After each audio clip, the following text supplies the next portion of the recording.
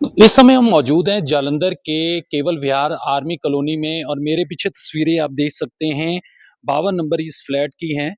काफ़ी पुरानी बिल्डिंग है और यहाँ पर डॉक्टर मीनाक्षी रहा करती थी, जिन्होंने आत्महत्या कर ली है और आत्महत्या करने का कारण उनके पति का जो अफ़ेयर था किसी लड़की के साथ वो बताया गया है। आरोप लगाए गए हैं उन पर कि पिछले कई समय से एक्स्ट्रा मेडिकल अफ़ेयर जो था उनके पति का किसी नर्स के साथ चल रहा था, जिसके बाद डॉक्टर मीनाक्षी द्वारा ये आत्महत्या की गई। हालाँकि अंदर की एक तस्वीर भी सामने आई है जिसमें डॉक्टर मीनाक्षी का शव बेड से नीचे गिरा हुआ है। हालाँकि दोनों टाँगें जो हैं उनके बेड पर रखी हुई हैं, लेकिन बेड पे पड़ी हुई हैं, लेकिन उसके बावजूद आपको ये बता दें कि अ, इस बात की घटना की जानकारी जब उनकी नौकरानी आई सुबह 7 बजे के करीब, उसके द्वारा जो जब दरवाज़ा खटखटाया गया, लेकिन उसके बावजूद भी जब दरवाज़ा अंदर से नहीं खोला तो उन्होंने आस-पड़ोस के लोगों को बताया। उन्होंने सोसाइटी की जो प्रधान है उनको बुलाया और सोसाइटी के प्रधान ने जो पुलिस को इस बाबत सूचित किया और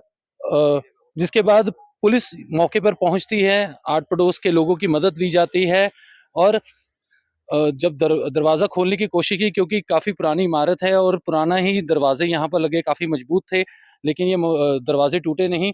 तो फिर पुलिस जो पीछे के रास्ते बिल्डिंग के पिछले हिस्से की तरफ जाती है और यहाँ आपको ये तस्वीरें दिखाएँगे जहाँ से पुलिस द्वारा ग्रिल को तोड़कर अंदर प्रवेश किया गया और देखा तो अंदर डॉक्टर मीनाक्षी का शव जो पड़ा हुआ था और लग रहा था कि रात में ही उन्होंने ये सुसाइड किया, जिसके बारे में सुबह जानकारी मिली। ये तस्वीरें देख सकते हैं आप, जिस ग्रिल को तोड़कर पुलिस अंदर एंटर हुई थी, ये बिल्डिंग का पिछला हिस्सा है। यहाँ पर डॉक्टर मीनाक्षी रहा करती थी और बताया जा रहा है कि यहाँ पर उनके 2 कुत्ते भी थे, जिनके लिए यहाँ पर एक कर्मी को रखा गया था और सुबह-शाम नौकरानी आती थी।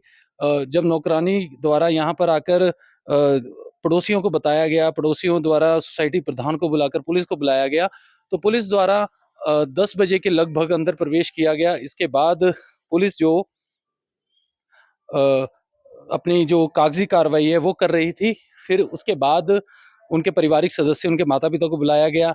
फिर उनके बयानों के आधार पर उनके शव को यहाँ से सिविल अस्पताल ले जाया गया, जहाँ आज उनका पोस्टमार्टम हुआ है और पोस्टमार्टम हो जाने के बाद अब उनके शव को जलालाबाद के नज़दीक जो कई गाँव हैं, जो जानकारी हमें आस-पड़ोस से मिली है, वहाँ पर ले जाकर उनका अंतिम संस्कार किया जाएगा। हालाँकि आरोपित पति पर जो 106 धारा बीएनएस के तहत मामला दर्ज किया गया है, लेकिन पति अभी भी पुलिस की गिरफ्त से बहुत दूर है।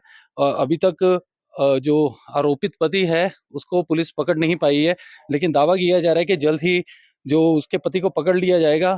फिलहाल क्योंकि सीसीटीवी तस्वीरें भी सामने आई थी और तस्वीरों में जो बताया गया है, जो जानकारी मिल पाई कि उनके पति का जिस लड़के के साथ अफ़ेयर था, उनके साथ वो लिप किस करते नज़र आ रहे हैं और इस सदमे को लेकर वो काफ़ी परेशान थी और 1 साल से वो इस कॉलोनी में रह रही थी और ये बता दें आपको कि 2018 में उनकी शादी हुई थी, लेकिन पिछले 1 साल से वो यहाँ पर रह रही थी, अकेले रहती थी। हालाँकि सरकारी गाड़ी उन्हें सुबह लेने आती थी, शाम को छोड़ जाते थे। फिर उनकी जो नौकरानी थे, सुबह-शाम वो काम करने आती थी और जो कुत्ते थे, उन्हें घुमाने के लिए यहाँ पर एक कर्मी रखा गया था। हालाँकि अभी इस पूरे घटनाक्रम में जो पुलिस अपनी कार्रवाई करती नज़र आई है, लेकिन फिलहाल जो आरोपित पति है, वो अभी तक पकड़ा नहीं गया है, क्योंकि पुलिस ने कहा है कि जल्द उसको गिरफ्तार किया जाएगा, लेकिन अभी तक आरोपित पति जो पुलिस की गिरफ्त से दूर है। हालाँकि अब पुलिस कितनी जल्दी उसे पकड़ पाती है और जो पोस्टमार्टम रिपोर्ट है, 24 से 48 घंटे के बीच में आएगी और ये पता चल पाएगा आखिर किस क्या कुछ इनके साथ हुआ? कैसे इन्होंने आत्महत्या की है? क्या कोई पॉइज़न लिया या कोई दवा ली या इंजेक्ट किया? क्योंकि डॉक्टर थी तो डॉक्टर को ज़्यादातर नॉलेज भी होती है।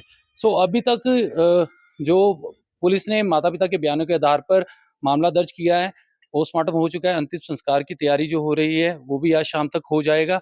लेकिन इस घटना ने कहीं न कहीं लोगों को दहला के रख दिया है।